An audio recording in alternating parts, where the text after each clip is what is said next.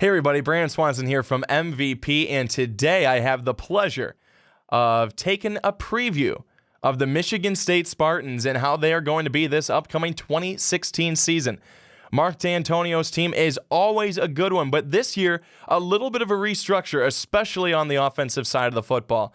Connor Cook is gone, Aaron Burbridge is gone, Jack Conklin is gone, Jack Allen is gone, and that's all offensively. Defensively, though, that's where Michigan State is going to be pretty solid. They return 5 starters, and Malik McDowell up front is one of them. He is going to be the leader of this defense. I certainly think so, and I think that this team also believes it as well.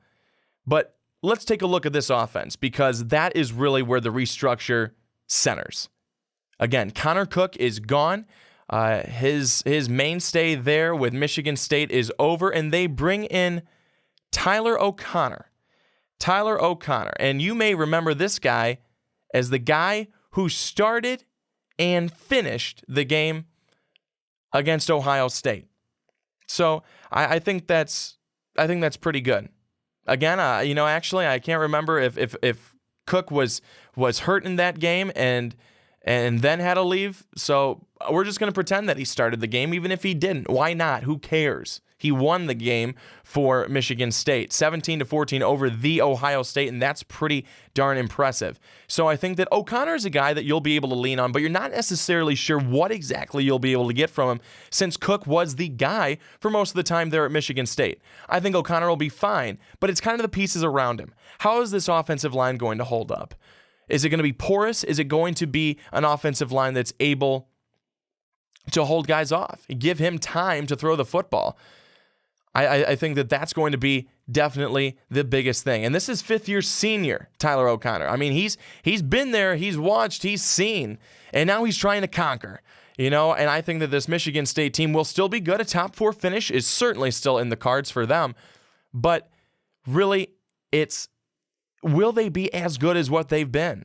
Will they be as good as what they've been? I know that a lot of people remember last season as the season where you had the improbable comeback against the University of Michigan in Jim Harbaugh's khakis. I think that was one of the biggest game, if not the biggest defining moment of the season. It was a huge win. It was a huge game. And I think that Michigan State Spartan fans will never forget that. And coming into this season, it's games like that you'll remember. And it's games like that Michigan State, that's who they are. That's who they are. They are that good. And that's who this team is going to remember. That's what this team wants to continue to be. So they're going to have to retool a little bit offensively. But defensively, I think that this is going to be what carries the Spartans this season. You have an offense that there's question marks, of course, but that could still be, viable.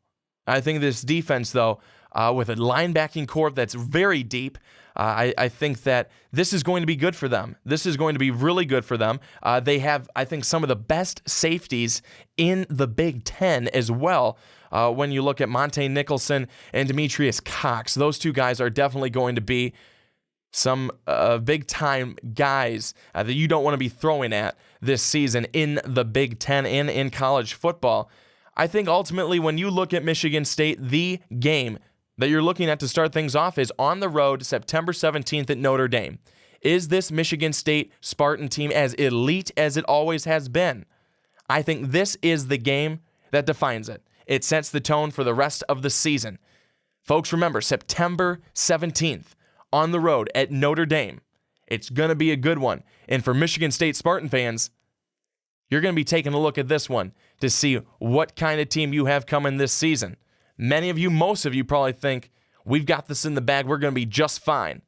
But for other people, it could either shut up the haters or it could just unzipper them and have them spewing all season long. Thanks so much, everybody, for tuning in to today's preview. Hope you enjoyed it. Make sure you comment down below. Let me know what you think.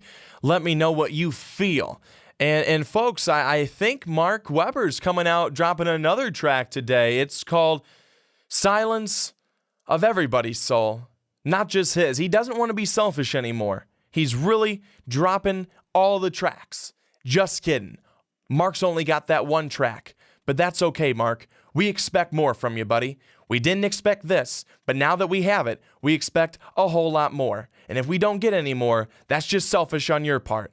That's what I think. That's what the fans think. And really, that's all that matters. So there's probably some gobbledygook over my left shoulder that I don't care about, but you might. So make sure you check us out. And if you love us, which I'm sure you do, become a patron. Head to our Patreon page and, just be part of the fun, folks, because that's all we have here at MVP is fun.